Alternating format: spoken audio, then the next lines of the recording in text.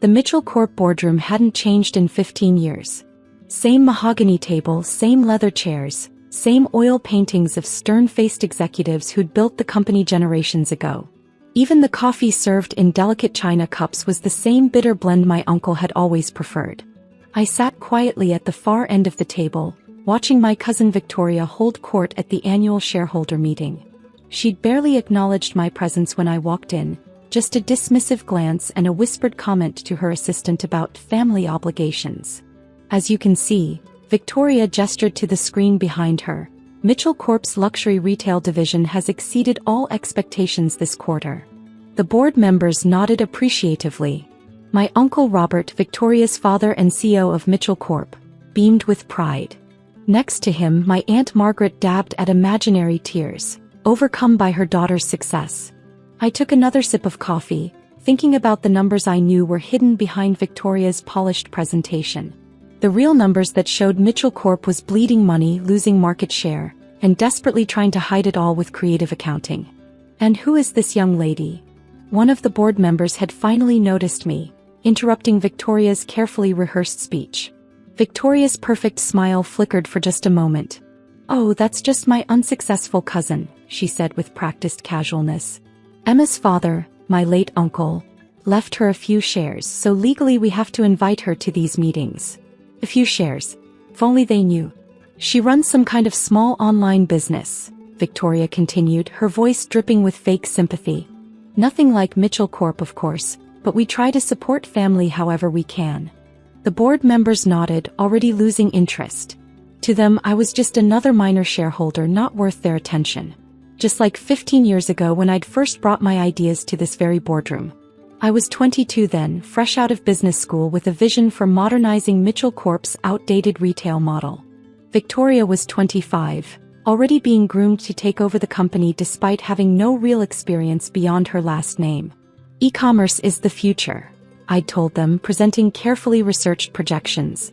"If Mitchell Corp doesn't adapt, we'll lose everything to online competitors." Uncle Robert had laughed, that booming condescending laugh I'd hear in my nightmares for years after. "Retail is about luxury, about the in-store experience. No one wants to buy high-end products from a website." Victoria had smirked from her seat beside him. "This isn't some college project, Emma. This is real business." So I'd left, taking my inheritance, those few shares Victoria had dismissed, and started my own company. Nova Digital was born in my tiny apartment with nothing but a laptop and an unwavering belief in the future of online luxury retail. The first years were brutal.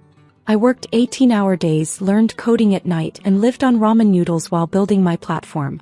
Victoria made sure our entire family knew about my little internet shop, mockingly sending me links to real job openings at Mitchell Corp. But I had something they didn't: understanding of the digital revolution that was about to transform retail forever. Nova Digital's breakthrough came in our third year. Our platform, which combined personalized shopping experiences with virtual reality showrooms, caught the attention of major luxury brands. Suddenly, the same high-end designers who exclusively sold through Mitchell Corp were calling us. I kept my name out of the press, using my middle name on company documents. Emma Grace became known as a mysterious tech innovator, while Emma Mitchell remained the family disappointment. And finally, Victoria's voice pulled me back to the present. "I'm excited to announce our plans for expansion. 20 new luxury department stores across the country." I checked my watch. Right on schedule. "Excuse me," I raised my hand, speaking for the first time. "Before we discuss expansion, shouldn't we address the company's current financial situation?" Victoria's smile turned brittle. "I'm sorry, what?" "The quarterly results," I said calmly, opening my briefcase. "The real ones, not the creative accounting version you've presented." The boardroom temperature seemed to drop 20 degrees. Uncle Robert sat up straighter, his face darkening. "Emma," he warned, "this isn't the time." "Actually, it's exactly the time." I pulled out a thick folder. "As Mitchell Corp's new majority shareholder, I think we need to discuss some changes." Victoria's perfect smile vanished. "What did you say?" "Oh, didn't you know?" I smiled, enjoying the moment I'd waited 15 years for. "Those few shares you mentioned? I've been quietly buying more." through shell companies, private investors, and particularly from shareholders concerned about Mitchell Corp's creative bookkeeping. Uncle Robert's face had gone pale. That's impossible. We would have known. Would you? I pressed a button on my laptop and new numbers filled the screen behind Victoria. You were too busy building physical stores while retail went digital. Too focused on tradition to see the future. Too proud to admit you were wrong.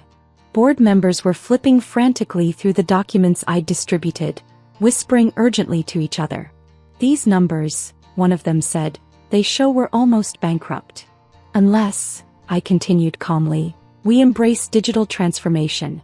Unless we accept that the future of luxury retail isn't in physical stores, but in personalized online experiences. Unless we completely change how Mitchell Corp does business. Victoria was gripping the podium so hard her knuckles had turned white. You can't do this. You're nothing but a what? I cut her off. A small online business owner? Actually, Nova Digital processed more luxury sales last quarter than all of Mitchell Corp's stores combined. Those designers you're courting for your expansion, they're already signed with us. The silence that followed was deafening. Nova Digital? Uncle Robert whispered. You're Emma Grace? I stood up slowly, straightening my jacket. Surprised? You shouldn't be. I told you 15 years ago that e-commerce was the future. You chose not to listen. Victoria was frantically whispering to her assistant, probably trying to verify my claims. But it was too late. The truth was already spreading through the boardroom like wildfire. As majority shareholder, I continued, I'm calling for an immediate vote on new leadership.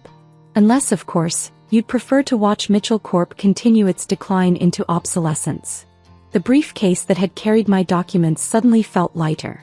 15 years of dismissal, mockery, and condescension had led to this moment. And I was just getting started. This is ridiculous. Victoria's voice shook as she tried to maintain control. The board can't seriously be considering. Actually, interrupted Bernard Wheeler, the longest-serving board member, we absolutely should consider this. He held up my financial reports. These numbers are devastating. Why weren't we informed of the real situation?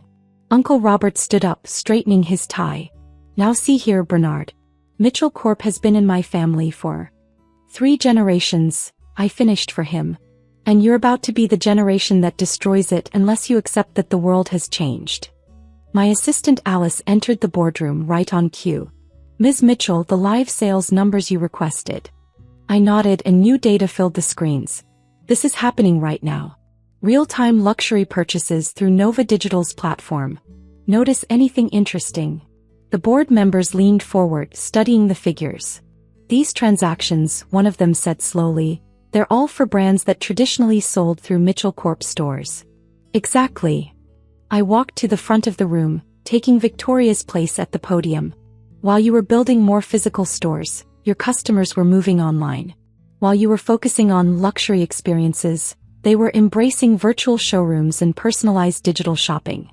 Victoria had sunk into her chair, her perfect facade crumbling. But our expansion plans would bankrupt the company within 6 months, I stated flatly. Building traditional retail stores in a digital age? It's like investing in horse-drawn carriages when cars were invented. Aunt Margaret finally found her voice. Emma, dear, surely we can discuss this as family.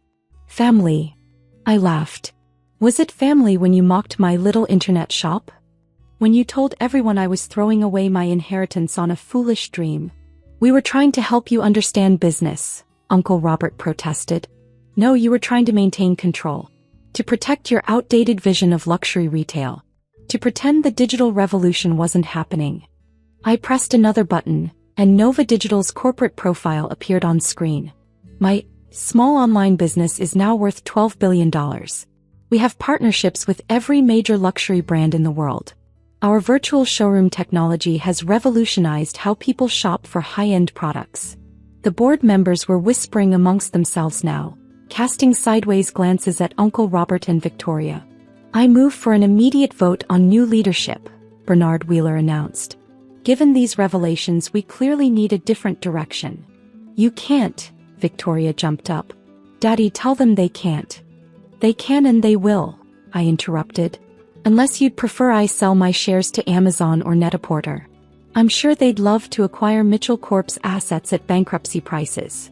The vote was quick and decisive. 15 years of family control ended in less than 15 minutes. Effective immediately, Bernard read from the resolution, Emma Mitchell will assume the position of CEO. The board approves her plan for digital transformation of Mitchell Corporation. Victoria fled the room in tears. Aunt Margaret followed, already working on spin for their social circle. Uncle Robert remained, staring at me with a mixture of anger and something else. Perhaps respect? You planned this, he said finally. All of it. No, I corrected him. I built something successful. Your company's failure and my ability to save it? That's just karma. Save it. He scoffed. You'll destroy everything we built. Actually, I'll transform it into something better. I handed him a folder. Inside is a job offer. Advisory position in digital transformation. You can help Mitchell Corp enter the future or you can watch from the sidelines. Your choice. He took the folder with trembling hands. And Victoria? Has the same choice. If she can accept that the world has changed, there's a place for her here. If not, I shrugged. There are plenty of traditional retail stores still hiring. For now. The transformation of Mitchell Corp began immediately. We closed the planned expansion projects, redirecting resources into digital infrastructure. Some employees resisted the change. Others, particularly younger staff, embraced it enthusiastically. Victoria, surprisingly, was among the first to adapt. Teach me, she said 1 month later, pride finally giving way to pragmatism. I want to understand how you built Nova Digital.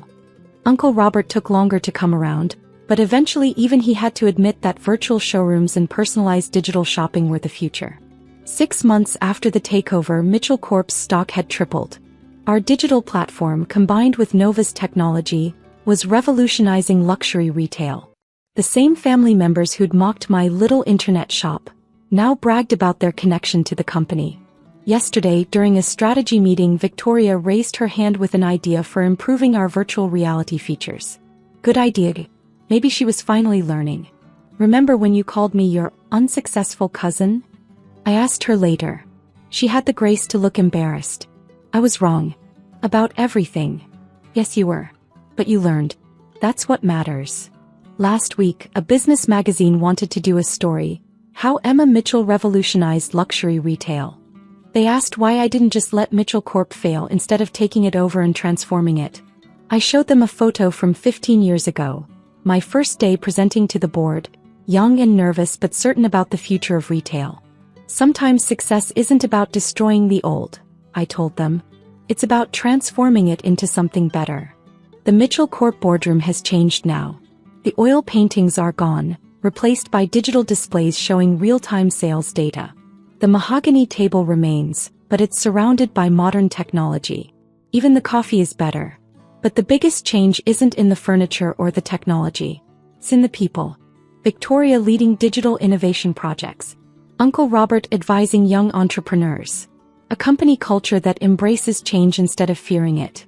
Sometimes the best revenge isn't proving them wrong. It's teaching them how to be right in a new world. And sometimes, just sometimes, family businesses need a revolution to survive.